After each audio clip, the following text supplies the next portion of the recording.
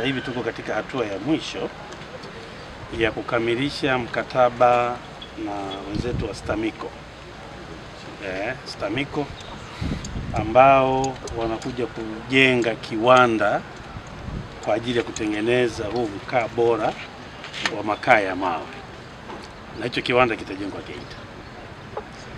Sasa kwa ile changamoto ile ya umbali wa makaa ya mawe kutoka Kisarawe kuanzia Mungu akijalia mwakani, haya makaa ya mawe itakuwa yanapatikana hapa Geita. Na STAMICO watajenga hiki kiwanda hapa ambao sasa watalisha kanda karibia hii yote ya huku ya ziwa, na hii sasa pia itaenda hivyo kupunguza gharama ya kufuata.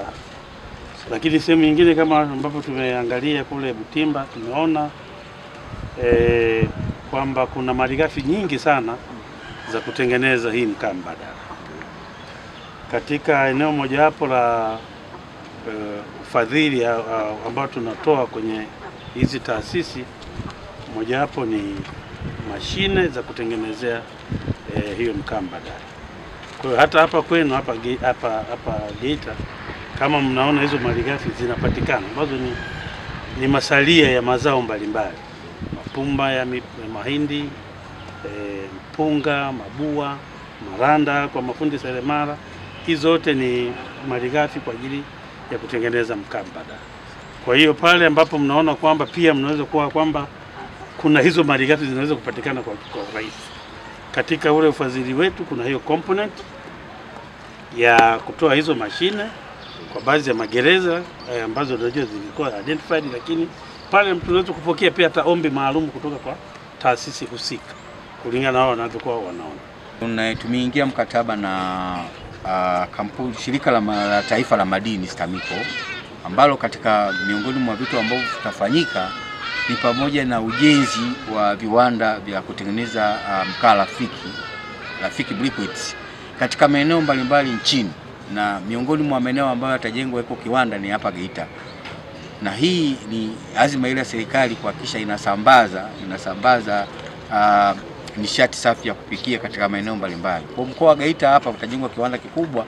Hiko kiwanda kitakuwa kwa ajili ya kusogeza karibu huduma hii ya mkaa rafiki, ambapo sasa kwa mkoa wa Geita sasa utasambaza kwa taasisi ambazo zitahitaji, ikiwemo pamoja na jeshi la magereza hapa Geita.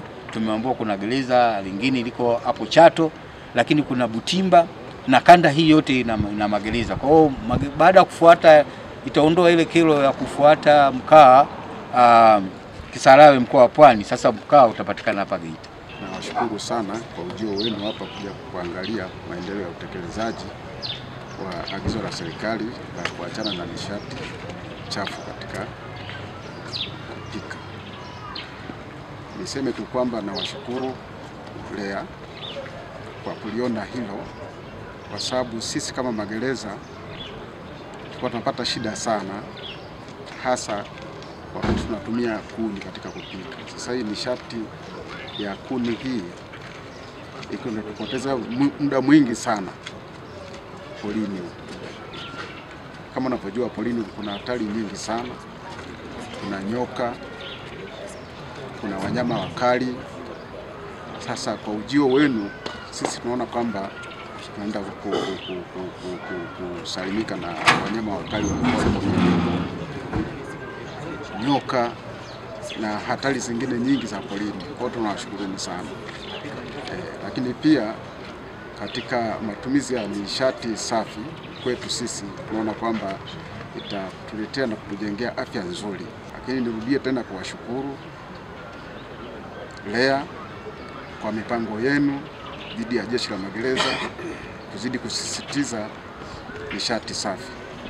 Mmeongea mambo mengi sana hapa na mmejionea hali halisi ya jikoni kule, na mmetuambia kwamba tutakuja kujenga kiwanda hapa cha makaa mawe, lakini pia kuja kutoa mashine za kutengenezea nishati mbadala. Tunawashukuruni sana, tunaomba muendelee tu hivyo hivyo kutoa ushirikiano. Tuko pamoja katika kutunza mazingira